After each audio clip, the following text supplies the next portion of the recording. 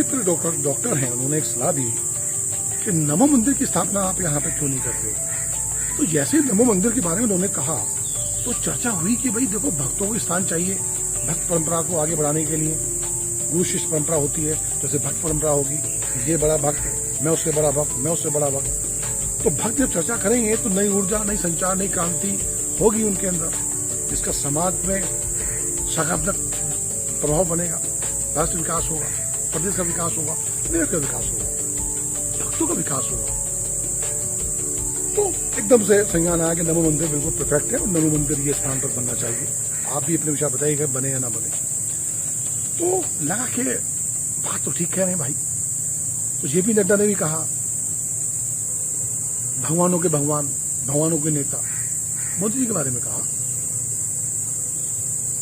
राम मंदिर ट्रस्ट के जो मुख्य ट्रस्टी हैं वो भी बोले कि मोदी जी तो दिव्य स्वरूप हैं, भगवान विष्णु के अवतार हैं।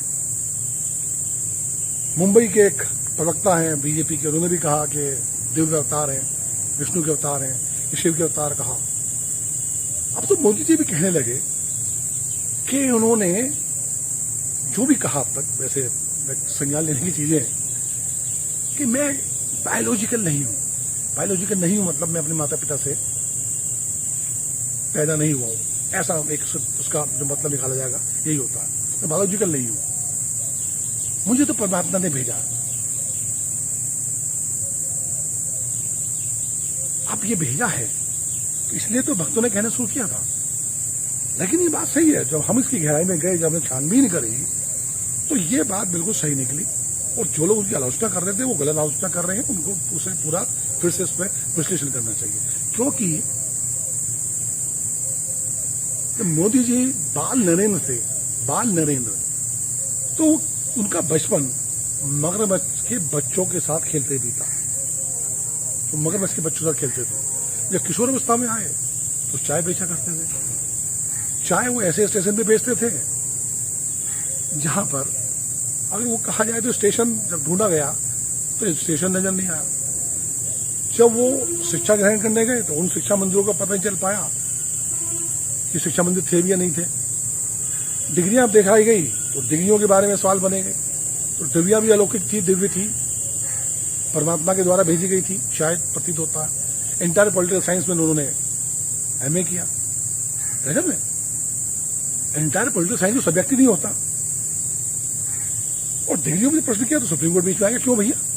हाई कोर्ट बीच में आ गया, क्यों?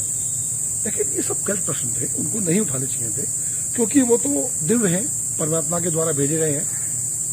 गजब है, विश्व गुरु है। तो ऐसे आदमी का अगर मंदिर ना बने तो किसका मंदिर बने? भक्त कहां जाएंगे? जब वो राजनीति में आने शुरू हुए, राजनीति में आए तो उन्होंने ऐसे युग में डिजिटल फोटो ईमेल के द्वारा भेजा कि जो फ्रंट पेज पे दिल्ली के सब अखबारों में छपा। जब ना ईमेल की सुविधा थी, ना डिजिटल क्रांति आई थी, ना डिजिटल हिंदुस्तान में आया था। बच्चों को शिक्षा देने गए तो उनको बताया कि बच्चों जब एग्जाम आए तो सबसे जो कठिन प्रश्न है उसको सबसे पहले करो, और सबसे आसान प्रश्न जो आपको आता है उसको सबसे बाद में करो। दिव्य ज्ञान है। एक ऐसे क्लासरूम में उन्होंने शिक्षा दी बच्चों को जो क्लासरूम ही नहीं था, जो फैब्रिकेट किया गया था, प्रभु के द्वारा बना दिया गया, बैठा दिया गया। अब जब वो एक साइंस टेक्नोलॉजी पे भाषण दे रहे थे तो कौन सी संस्कृत बोल रहे थे, कौन सी भाषा बोल रहे थे, वो समझ में नहीं आई, वैज्ञानिकों को समझ में नहीं आई। तो वो बड़ी अलौकिक भाषाएं हैं, अलौकिक भाषाओं का शब्दावली का प्रयोग करके वो कुछ बोलते हैं तो उसका एक प्रभाव होता है। अभी वो कुछ दिन बोले सेना के बारे में, जब बालाकोट और ये पुलवामा अटैक हुआ था उसके संदर्भ में बोले, जब फाइटर प्लेन जा रहे थे कि वो बादल आ गए थे तो मोदी जी घबरा गए थे। फिर उनको लगा, उनको ऐसा प्रतीत हुआ कि फाइटर प्लेन अगर बादलों के बीच से जाएंगे तो दुश्मन का रडार उसको पकड़ नहीं पाएगा। बहनों भाइयों, तो बड़े खुश हो गए। तो रडार, दुश्मन का रडार उसको पकड़ नहीं पाया और जो फाइटर प्लेन हिंदुस्तान के थे उन्होंने आतंकी को जाके मार दिया। रडार नहीं पकड़ पाता मौसम को, फाइटर प्लेन को, तो प्लेन जाएगा दुश्मन की सीमा में।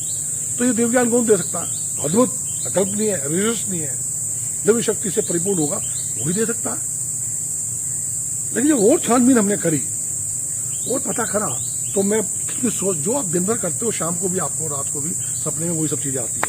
तो मुझे सपना आया कि मोदी जी जो हैं परलोक में पूरा एक देव मंदिर बना हुआ था, बहुत बड़ा। वहां पे ब्रह्मा विष्णु महेश गणेश सब बैठे थे, कृष्ण जी भी थे। वहां पर जब ये उन्होंने चर्चा शुरू की तो उन्होंने मोदी जी उन्होंने वहां पर समझाना शुरू करा भगवानों को, सबको ज्ञान बांटना शुरू करा, इंद्र को, विष्णु को, ब्रह्मा जी को, महेश को, सबको। तो बड़े विचलित हो गए, बोले यार क्या क्या क्या क्या है, मतलब ये किसकी कृति है, किसकी भूमिका है ये।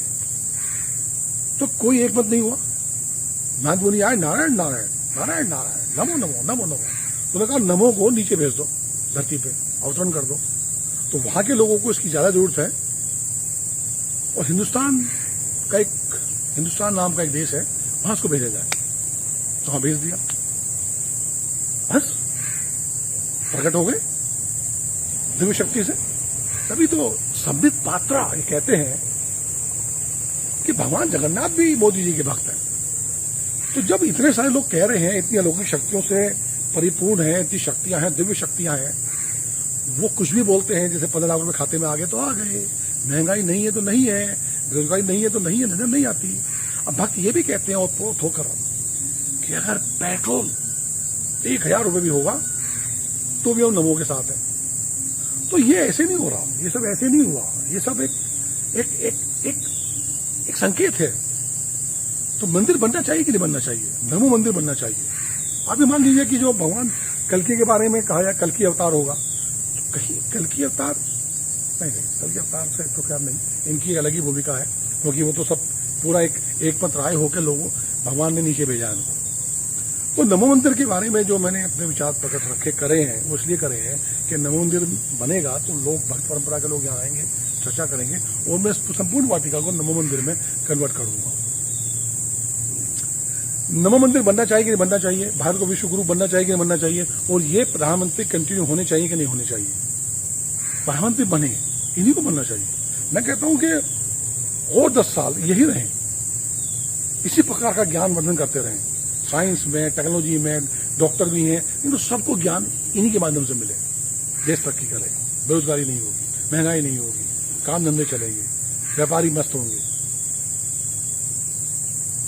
सवाल तो बनता है नमो नमो, नमो नमो की एक नई बात आई है। बोले कि गांधी जी नहीं थे, महात्मा गांधी को तो पहचान जब मिली जब महात्मा गांधी पिक्चर बनी। पता नहीं किन देशों ने, 100 देशों ने इस पिक्चर से पहले महात्मा गांधी की प्रतिमाएं लगा रखी थी। 100 देशों में महात्मा गांधी प्रतिमाएं, Martin Luther king, Nelson Mandela, Charlie Chaplin, Einstein, उनको अपना आदर्श मानते थे, प्रेरणा देते थे। कौन लोग थे वो? तो दिव्य ज्ञान नहीं है क्या बहनों भाइयों? कितना भक्ति से में लीन होकर नमो नमो करेंगे। सवाल ये बनता है मंदिर बनना चाहिए कि नहीं बनना चाहिए बहनों भाइयों?